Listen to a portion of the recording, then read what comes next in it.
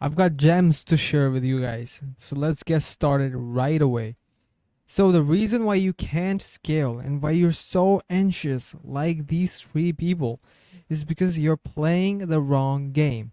You've been told to work harder, to grind longer, to chase every tactic in the book that you can find. But you've done everything, and deep down, you know it's not working. You're exhausted, distracted, and no matter how many hours you put in, you're still not breaking through that damn bad revenue ceiling. Bad. Revenue ceiling, bad. So look at all these beautiful faces. Look at all these people. No, you don't have to glamorize them, but you need to know the fact that they are worth hundreds of millions of dollars and some even billionaires. And what you don't realize is that the people at the top, the true 0.1%, they aren't out networking you. They're outruling you because they live by a set of principles that make the game unfair. And until you adopt these rules, you'll keep pressing harder inside the same boundaries without ever realizing that the boundaries themselves are the problem, where the boundaries will present you as a cage. So your business will no longer be a business that dives into freedom, but a business that mimics or is a disguise when it comes to a 9 to 5 job. So let's move on. Look at this beautiful arrow I drew and look at what I've written. So in this video, I'm going to break down the 7 hidden rules the top 0.1% live by. The rules you've never been taught in school, in business books, in podcasts, or even in the courses that these internet gurus have to offer. And I'll show you the exact framework on how you can install them into your own life with a step-by-step process. And by the end of this video, you'll never see success the same way ever again if you pay close attention to it. But now you'll be like, actually, but how would these rules apply to me? These people are way ahead of me. They've got money, so these rules won't even make sense for me and my business. You're you are on the wrong train, mister. Here's the problem with that thinking. The principles that build empires are the same principles that strengthen the foundations. And these people, they merely use the foundational principles that most people tend to avoid. So if you look at Warren Buffett's example, you'll notice that he didn't apply the compounding principles when he had the billions, but he was applying the same principles when he was just a teenager with a few $100s. And you can look it up. He started investing, and his first stock investment was made when he was 11 years old, using the same principles he still uses. So scaling doesn't change the rule book, it only magnifies it. And what works at the macro also works at the micro. So when you're saying that that's only applicable for them and not me, realize that you're excusing yourself from the very game that could free you from your own ceiling. Because the laws of gravity won't change depending on the height, and it stays the same. The same thing applies with the law of scaling as well. Applies. So what are the 7 rules of the top 0.1%? Let's go and dive into them. So the first is the energy protection protocol. Now you might think, what the heck is this? Are we talking about this Greta Thunberg who yells about saving energy? But it's not that energy that I'm referring to. Look, what happens is that most people, they run their day like an open door policy, where anybody can text them, anybody can call or dump their problems on them. They eat whatever's convenient, stay up scrolling late, then wonder why they feel drained before noon.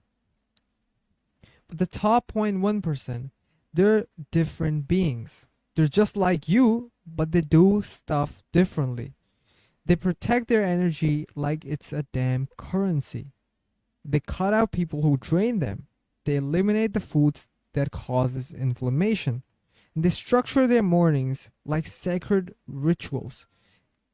They're really applying all the deep, focused works in the first few hours of the day. And Jeff Bezos have famously said that I make 3 good decisions a day. That's it. And I guard my energy for those. So he's really relentless in protecting his energy. So why wouldn't you? If your energy leaks, it will reflect on the results you have. It will reflect on the bank balance that you have. And everything in this world corresponds to the law of energy. And the law of energy states that energy cannot be created nor destroyed, and it can only be transmuted or converted. So energy that you put into anything is energy that is being taken away from your business. So if your open door policy allows people to check in upon you, or to call you, message you at any given time, that is energy that is being taken away from your business. And this is how crucial energy protection is. That's why I've put it first. If you're stuck at a revenue ceiling, this might be the very first rule that you must follow. And you must eliminate all the energy leaks that you have within your life. So the next is subtraction is greater or better than addition. Now, what I mean by that is most people, most entrepreneurs, they're stuck at a revenue ceiling and they believe that the answer is to add more.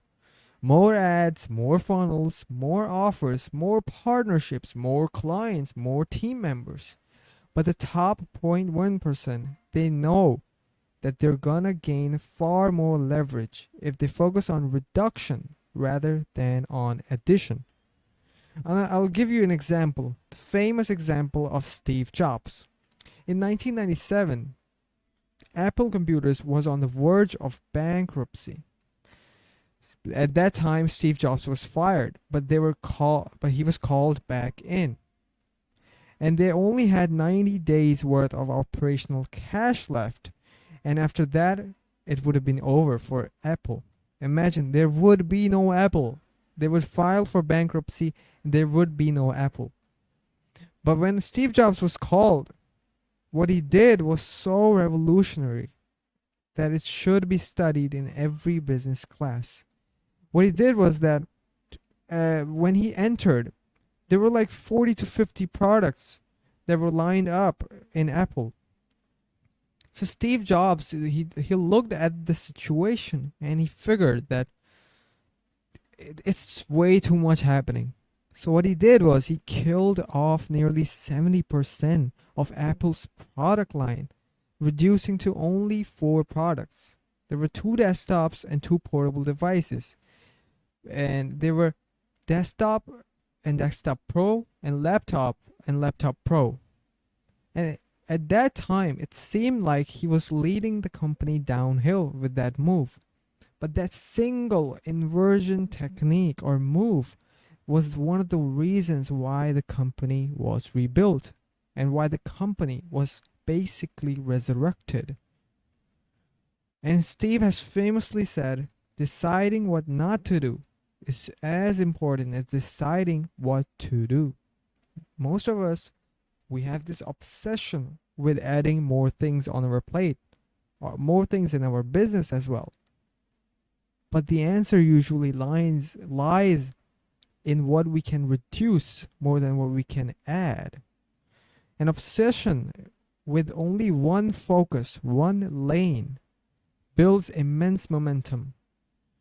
The same principle that saved $1 trillion company will save your business if you use this correctly. Now, the third thing is temporary regression for exponential progress. Now, Ignore my spelling mistake because I am a genius when it comes to spelling. Temporal tree regression. Now, what I mean by temporal tree regression, see, at the very top, the best of the best, the top 0.1%, they don't just optimize for the next quarter or for the next year. They engineer, and I would call they manufacture their own setbacks on purpose. Because knowing that short term slowing down is the only way to unlock long term exponential leaps. Now, what I mean by that is people tend to not refine their business, not fix the errors that are happening in their business, and all they do is push to scale their business. But what happens is that if you scale way too far and the errors are still unresolved, you're in a mess. You can't clear that up. You need fixing. You can't even sell the company. You can't even exit it because of how bad it is. Nobody else will buy your stuff, buy your business because it has unresolved issues. And these people, the top 0.1% people, know this thing. So they spend this majority of their time, or I would say a year or 2 years, trying to refine their stuff so they can make exponential leaps. The same thing that was done by Tiger Woods. In the middle of his career, Tiger Woods was already dominating golf. So he had nothing to lose. He was already dominating golf. So he had the reputation, people loved him, but he still tore down and rebuilt his entire swing. He decided that his current swing won't just cut it. So he knowingly went on to rebuild his entire swing. In the process, he sacrificed tournaments, rankings, and millions in winnings because he understood that sticking with a good enough swing meant that it would eventually lead him to a path where he would hit a ceiling. And this redesigning meant that it was unlocking a better future for himself. So he was securing long-term gains just for this short-term regression. And what looks like to other people a lost year or a slow phase is often the deliberate reset that allows for compounding dominance.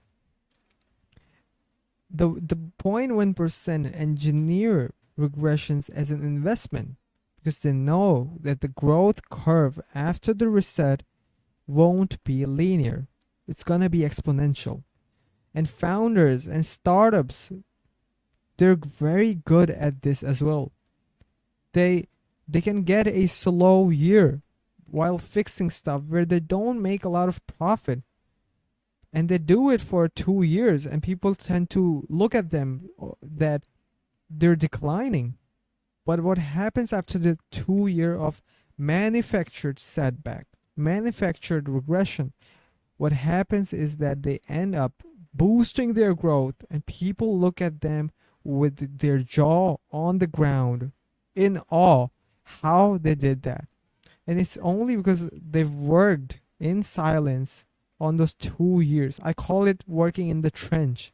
You need to get in the trench by fixing a lot of stuff, by going deep into it, and then only then you can climb the mountains after going to the trenches. Now the fourth is power of solitude. Now most people avoid silence because it feels unproductive. It feels like they're wasting time. But that's why you never see deeper than surface level tactics. You won't have the answers if you don't tend to sit by yourself with your thoughts. Noise kills clarity, and the top 0.1% know that the clarity is among the most important things that they need to focus on, especially in the era we were living in, which is full of distractions. Carnegie took weeks alone to design his business moves. Carnegie was a big steel giant. He was a billionaire at that time. And Bill Gates famously takes think weeks with nothing but his books, his notes, and his thoughts. And you can watch the documentary of Bill Gates, which is called Inside Bill's Mind, decoding what goes inside of his mind, something like that. And he famously takes these breaks where he sits alone.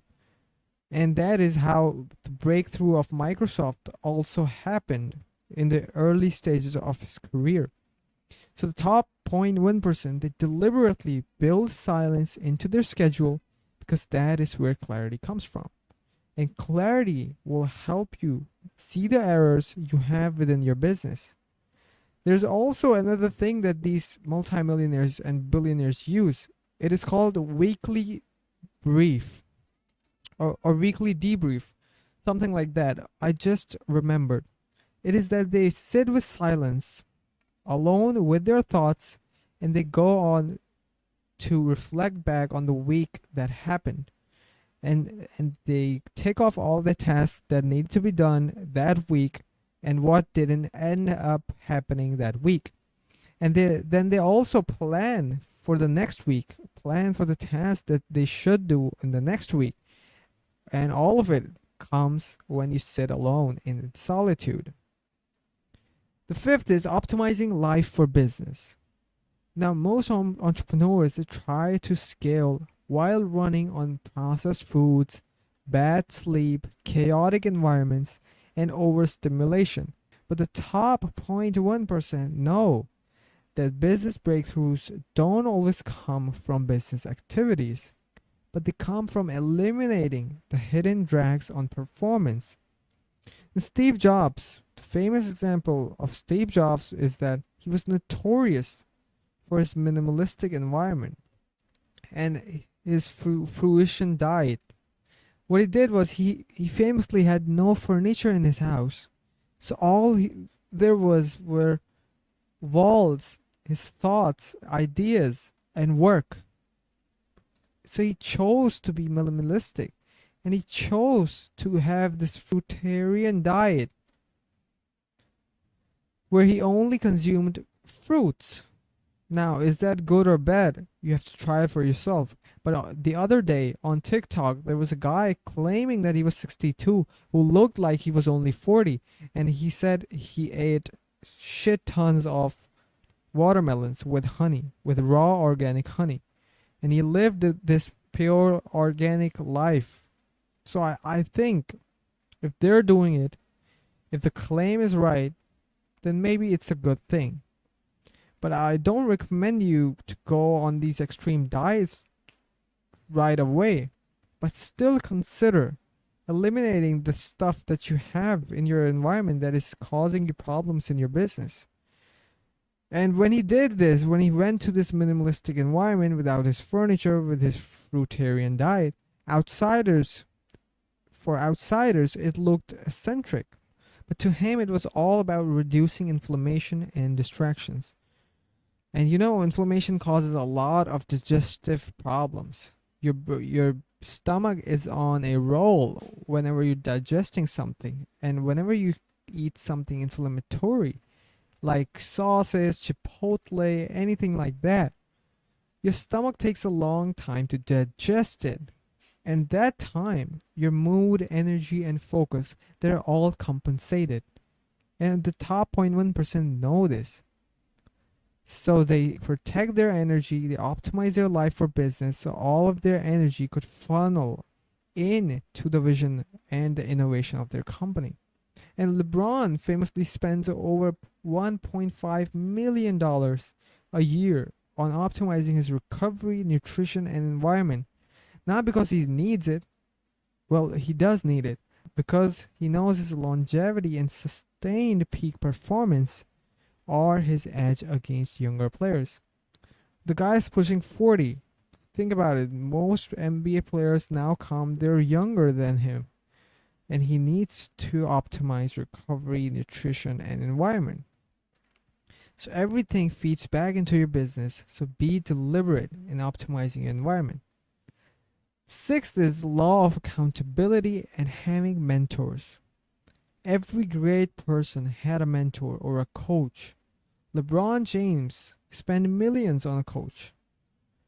But you keep promising yourself that you'll change, and you slip right back. You tell yourself that I'm keeping myself accountable, but you're only lying to yourself.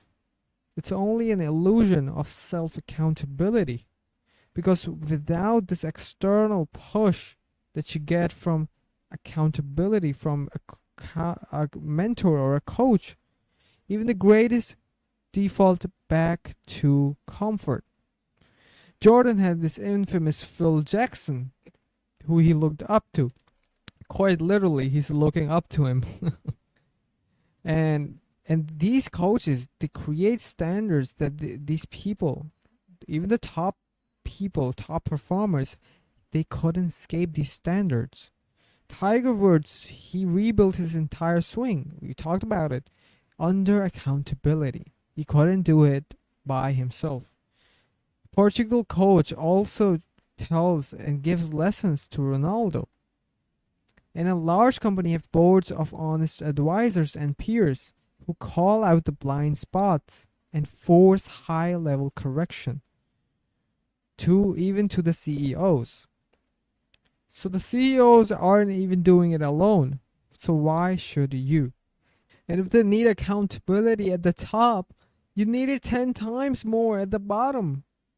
Without it, you'll keep recycling the same year over and over again by lying to yourself. The seventh is refusal to play the status game. This is a big one. Most people, they aim to get wealthy just to flex on the people who doubt them. And they spend ungodly hours trying to prove their haters wrong. And they do everything to appear successful, more successful than they already are. What is this? You know, it drains so much of the energy. The top 0.1% know that doing so wastes energy, and they treat energy with high regard. So they never waste the energy in trying to prove others wrong. They know that chasing approval, flexing, and competing in status game drains the focus from actual wealth creation. And instead, they anchor their value in results and not in recognition. Warren Buffett famously lives in the same Omaha house he bought in 1958. He's not interested in flexing on the brokies. He's not interested in signaling his wealth. The people who are truly wealthy, they don't need to perform all these things to appear more wealthy.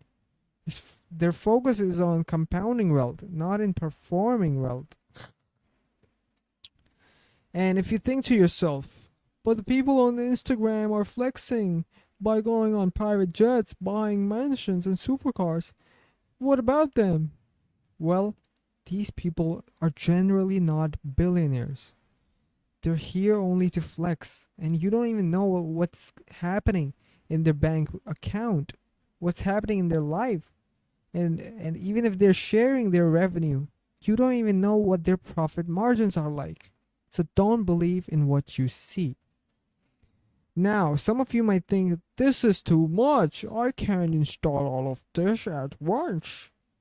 Exactly, and that's why people fail. They try to overhaul everything overnight. And that's why I'm gonna have to give you an implementation, step-by-step formula to instill all these rules in your life. Here it goes. Number one is to pick one rule, not all 7, but just one, and install it in your life right now. Whatever that rule is, whichever rule resonates with you the most. The second is set accountability. Be strict in setting accountability. Tell someone you respect, or even better, get a coach. They'll make sure you don't slip from your goals. The third is to redesign your environment. I know it correlates with the formula, with the 7 rules, but cut out at least one thing. One draining person, one app that has been distracting you, or one food that has been causing you indigestion or inflammation. cut it out. Only one. And the fourth is to track yourself by the identity and not the goals. Every night, ask yourself, did I act like every other person? Or did I act like the top 0.1%? If you keep on asking this several times a day, not even just at night, you'll feel the difference. Do this, and within weeks, you'll feel the difference. And within months, others will feel the difference. And within years, you'll become unrecognizable. Love you guys.